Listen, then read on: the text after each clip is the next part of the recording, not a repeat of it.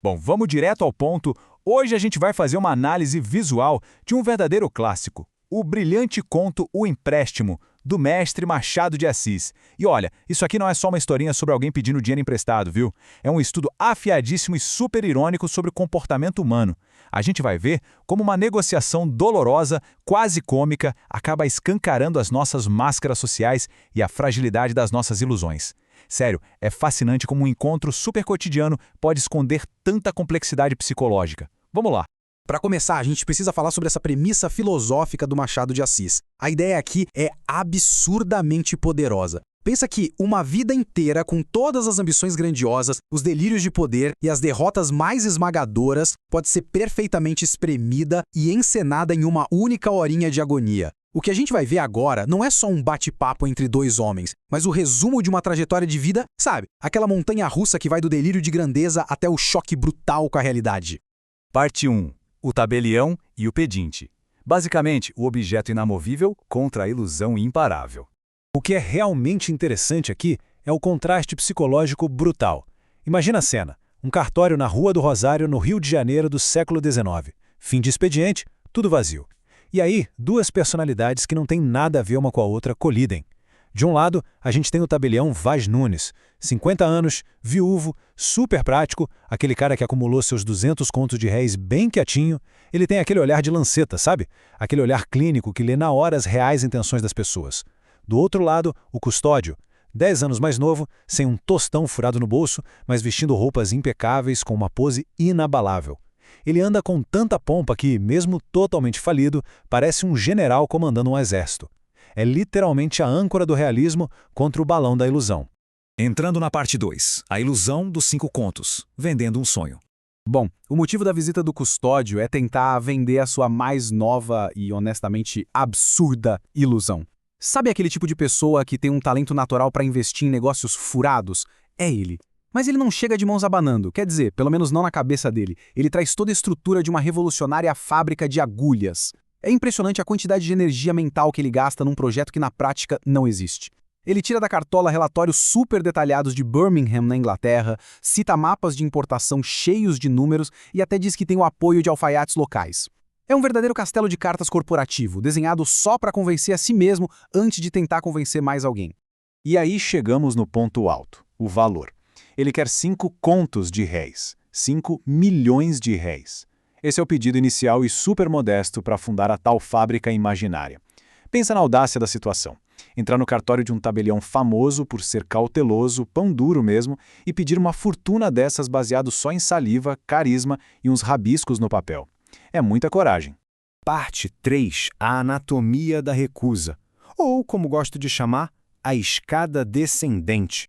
Certo, vamos mergulhar nisso porque o que acontece a partir desse pedido gigantesco é uma descida quase tragicamente engraçada. A gente despenca das nuvens dos grandes negócios direto para a lama das contas do dia a dia. É uma verdadeira dança social, olha só. Para cada pedido grandioso do custódio, o Vaz Nunes levanta um muro de concreto de desculpas. O custódio pede dinheiro para a fábrica, o tabelião diz que a economia está péssima. O pedido muda para uma emergência de aluguel, o tabelião rebate dizendo que ter imóvel não é a mesma coisa que ter dinheiro na mão. O Vaz Nunes joga na retranca com perfeição, não deixando nenhum milímetro de brecha para o desespero do outro. E quando o custódio percebe que deu de cara no muro, a gente vê a primeira grande despencada de expectativas. Em questão de segundos, ele simplesmente esquece que a fábrica de agulhas um dia existiu, ele corta o pedido para 500 mil réis, a desculpa não é mais construir o futuro da indústria do país, mas só conseguir sobreviver ao presente mesmo, tipo, quitar uns aluguéis atrasados que estão tirando o sono dele. E aí o Vaz Nunes faz uma jogada de mestre. Em vez de abrir a carteira e soltar os 500 mil, ele oferece uma coisa que, para muita gente, seria a salvação. Uma recomendação de emprego direto com o ministro da Justiça. Trabalho real, honesto. Mas e o custódio? Ele ignora a oferta na mesma hora. A ideia de suar a cabeça para ganhar um salário? Sem chance nenhuma. O foco dele tem que se manter única e exclusivamente no dinheiro rápido, limpo e sem nenhum esforço. Como os 500 não rolaram, o valor encolhe mais uma vez. Agora são 200 mil réis, só para tapar o buraco urgente de um credor que não larga do pé dele. A estratégia do custódio é ir diminuindo o pedido para ver se acha o ponto fraco na defesa do tabelião. Mas, adivinha, essa nova desculpa bate na mesmíssima parede de pedra e indiferença pragmática de antes. A coisa então chega na marca dos 100 mil réis. E aqui a gente entra num limiar psicológico super importante para o custódio. Na cabeça dele, é simplesmente impossível que um cara rico, cheio de propriedades, não tenha pelo menos um trocado de 100 mil no bolso para emprestar. Esse é o momento exato em que a esperança dele começa a virar um desespero bem amargo. Mas o Vaz Nunes tem uma tática brilhante para se defender dessa insistência. Enquanto o custódio tenta usar palavras de efeito, falando de destino, fortuna e grandes indústrias, o tabelião solta um suspiro e começa a despejar uma lista infinita de problemas mundanos que só quem tem muito imóvel entende. Com uma voz de dar dó, ele reclama de telhado quebrado, de encanamento vazando sem parar, de impostos absurdos e inquilino que dá calote. É genial. Ele usa a dor de cabeça de ser rico como um escudo impenetrável para proteger o próprio bolso. Vamos avançar um pouquinho e ver como a tensão sobe. O relógio na parede do cartório vira o pior inimigo do custódio. Às 4 da tarde, a gente teve a entrada triunfante do futuro rei da indústria. Às 4h30, o auge do discurso de vendas. Mas quando o relógio vai chegando perto das 5 da tarde, o pânico toma conta. Principalmente porque o Vaz Nunes começa a puxar o relógio de bolso dele, deixando claro que a paciência e o expediente estão acabando. Às 5 em ponto, o tabelião começa a trocar o paletó de trabalho pelo de ir embora. Quando o custódio vê isso, a mente dele entra em curto-circuito. Os sonhos vão encolhendo em tempo real. A ambição perdeu totalmente as asas. Ele olha pela janela, vê uma loja de roupas e começa a implorar mentalmente por míseros 50 mil réis. Um dinheirinho que daria no máximo para comprar uma sobrecasaca nova para ele mesmo. O desespero agora é palpável enquanto o Vaz Nunes abotoa o paletó. Em silêncio total, em pânico, o custódio implora para o universo que o cara tenha pelo menos 20 mil réis sobrando. É a queda livre absoluta das expectativas. Aquele plano majestoso da fábrica? Esquece, não sobrou nem lembrança. E o tempo voando. Aí chega o instante fatal. O tabelião está pronto, de chapéu na cabeça, já caminhando para a porta da rua.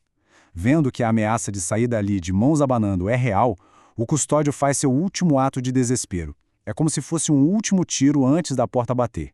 Ele solta uma súplica final, quase engasgada, pedindo ínfimos 10 mil réis. E isso nos leva à parte 4.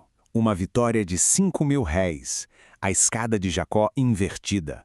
Bom, é aqui que essa negociação inteira chega ao seu fim absurdo e melancólico. A grande reviravolta. O Vaz Nunes, com aquela frieza de sempre, puxa a carteira, abre e mostra o que tem.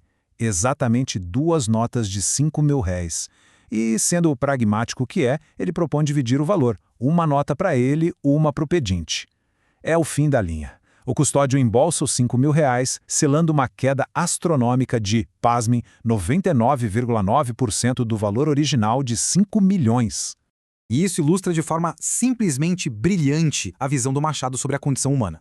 O custódio não pega esses 5 mil com vergonha ou tristeza. Não. A narrativa conta que ele sorri, radiante, como se tivesse acabado de conquistar a Ásia Menor. É bizarro, né? A simples garantia de que ele vai ter o que jantar converte ali dentro da cabeça dele uma derrota financeira catastrófica no mais absoluto e magnífico dos triunfos. Então, para fechar esse nosso mergulho visual na genialidade desse conto, fica a pergunta no ar. O que essa alegria radiante do custódio realmente significa? Será que isso prova a incrível capacidade humana de dar a volta por cima e sobreviver às decepções? Ou será que só escancara a tragédia de uma vida inteira presa numa teia de autoilusão inquebrável? Pois é, as armadilhas da nossa própria mente são o prato principal na obra do autor. Que essa reflexão nos ajude a prestar um pouco mais de atenção nas negociações silenciosas e nas mentirinhas que contamos para nós mesmos todos os dias. Até a próxima!